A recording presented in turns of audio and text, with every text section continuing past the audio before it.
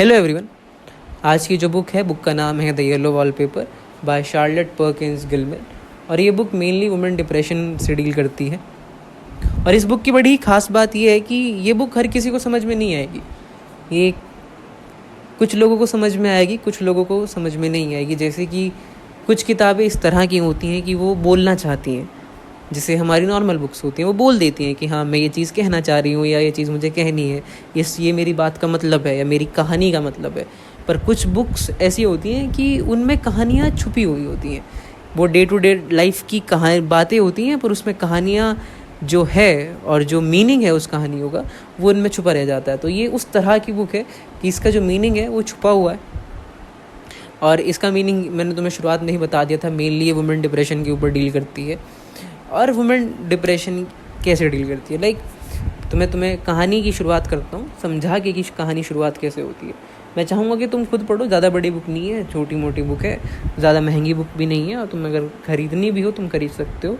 और सबसे बड़ी बात, द पेंगुइन क्लासिक्स है यार, तो तुम वैसे भी खरीद सकते हो, तो उसमें कोई दिक्कत नहीं आएगी। मेन ये है कि अगर तुम पढ़ना चाहते हो तो पढ़ लेना, ज़्यादा बड़ी बुक नहीं है। तो कहानी ऐसे शुरू होती है बिना ज़्यादा टाइम वेस्ट करे हुए। तो जो हमारी मेन लीड है, जो लेडी है, उसका जो हस्बैंड है वो फिजिशियन होता है। तो वो शिफ्ट कर रहे होते हैं थोड़ा अपने काम वाम के हिसाब से। तो जो लेडी है उसे हेल्थ प्रॉब्लम्स होती हैं। अब देखना, राइटर ने कितनी प्यारी तरीके से चीज़ें समझाई है। अब जो एक अच्छा, जहाँ पर अंडरस्टैंडिंग होंगी या जहाँ पर एक राइट्स होंगे, तो जो लेडी है वो अपने हस्बैंड को कह सकती है कि यार मुझे तबीयत की ख़राब हो। जैसे आज के टाइम में काफ़ी ज़्यादा एक वुमेन एम्पावरमेंट हो गई है कि आज के टाइम में औरतें बोलती हैं अपने पतियों की, यार मेरी तबीयत ख़राब हो रही है, मुझे ये सब कुछ चाहिए। और आदमी भी समझ जाता है और वो आदमी अपना वो प्रॉब्लम सॉल्व कर देता है। पर उस टाइम में जब ये कहानी लिखी गई, वो कैसे समझा रही हैं कि वो कहती है कि यार मेरी तबीयत बड़ी ख़राब है, मैं अपने पति को नहीं बताऊंगी क्योंकि मेरा पति कुछ और मतलब निकालेगा या कुछ कहीं से कहानी कहीं और रिलेट कर देगा या कुछ वो बता देगा चीज़, जैसे कि तुम्हारी मनगढ़ंत की कहानियाँ हैं। तो इस तरह से वो कह देती कि मैं इसलिए इससे अच्छा मैं बताती ही नहीं हूँ। और वो जब वो एट द बीच में वो बोल भी देती है कि मुझे सारी दिक्कतें हो रही हैं, पर वो उसे नेगलेक्ट कर देता है ये कह के कि ये तुम्हारे मन की कहानियाँ हैं। और ऐसे ही तो अब इस बीच में जो मेन कैरेक्टर है वो आता है तुम्हारी वॉलपेपर का। वॉलपेपर कहने का वॉलपेपर है, बट जो उनका ऊपर का रूम होता है, तो वो सारी चीज़ें नेगलेक्ट कर जाती है कि अच्छा व्यू है, सब है। तो वो काइंड ऑफ ऑब्सेस्ड हो जाती है उस वॉलपेपर से। तो वो वॉलपेपर को घूरती रहती है। और उस कहानी में जब वो लिख रही है, मेरा ये मानना है कि वो अपने आप को उस वॉलपेपर में इमेजिन कर रही होती है। इमेजिन क्यों कर रही होती है? क्योंकि उसे लगता है कि उसकी कहानी है। क्योंकि जो थ्रेड्स हैं या जो उस कहानी की या उस वॉलपेपर की जो बनावट है, वो उसे अपने आप की बनावट लगती है। उसे लगता है कि यार ये जो मेरी कहानियाँ हैं, जो ये मैं अपने आप को फील कर रही हूँ रियल लाइफ में, वो वॉलपेपर से कहीं ना कहीं कनेक्टेड है। जैसे कुछ चीज़ें फटी हुई हैं, कुछ चीज़ें टॉन है, कहीं से थोड़ी, ये बात एक ही है, मैंने इंग्लिश में बोल दिया, हिंदी में बोल दिया, उसके लिए माफ़ी चाहता हूँ। जैसे कहीं शेड अलग है, कहीं इमोशंस की उसकी ज़िंदगी में शेड अलग है, पर कहीं ना कहीं शेड वापस सेम हो जाती है। शुरुआत में उसे इरिटेटिंग लगता है, बाद में उसे मज़ा आने लगता आता है। तो यही लाइफ की कहानियाँ हैं। हम अपनी कहानी उस पेंटिंग को इमेजिन कर सकते हैं कि कहीं से हमारी ज़िंदगी की कहानी का एक अलग मोड़ शुरू हो रखा है, कहीं से हम उस कहानी में, उस पेंटिंग में या उस वॉलपेपर में कहीं ना कहीं एक दूसरी हमारी एक रंगत शुरू हो रखी है।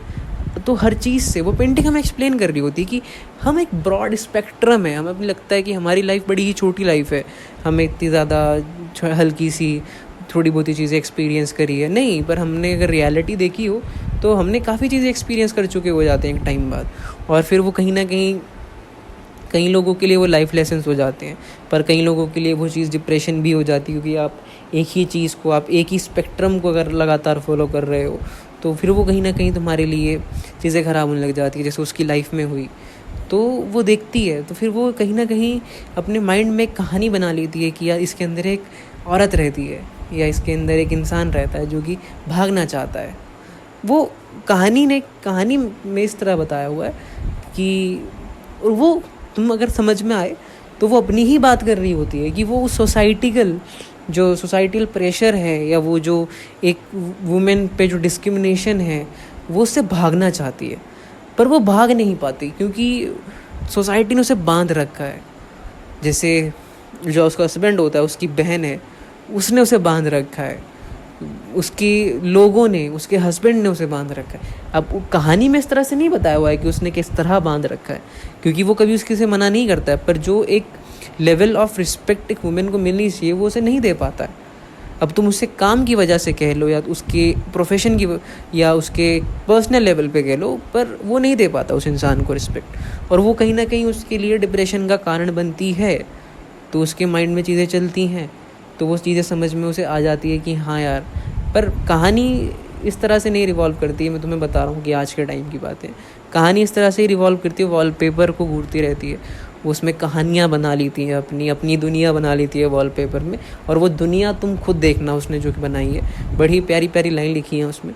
जब उसकी बहन से जब वो कांटेक्ट कर रही होती है, जब वो कुछ चीज़ें उस वॉलपेपर को बड़े ही प्यार से घूर रही होती है, कभी वो गुस्से से घूर रही होती है, कभी वो फ्रस्ट्रेशन से घूर रही होती है, पर वो उस वॉलपेपर में अपनी लाइफ इमेजिन कर रही होती है। और तुम भी अगर वो पढ़ना चाहते हो तुम पढ़ लो, तो मैं चाहता हूँ तुम्हें पढ़ो वो, कि वो कैसे अपनी लाइफ उस वॉलपेपर के थ्रू एक्सप्लेन कर रही होती है।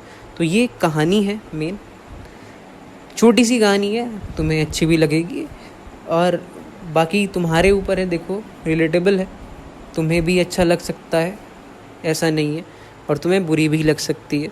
जैसे अगर किसी ने द हंगर आर्टिस्ट पढ़ी हो या साइलेंट नाइट्स, गलत बोल दिया मैंने, द वाइट नाइट्स पढ़ी हो, तो हंगर आर्टिस्ट फ्रांज काफ्का की है और वाइट नाइट्स डॉस्टोयेव्स्की भाई साहब की है, इज्जत से।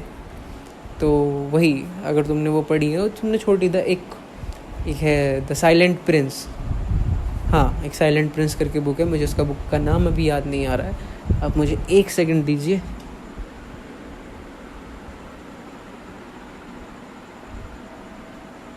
The little Prince, silent Prince नहीं, द लिटिल प्रिंस।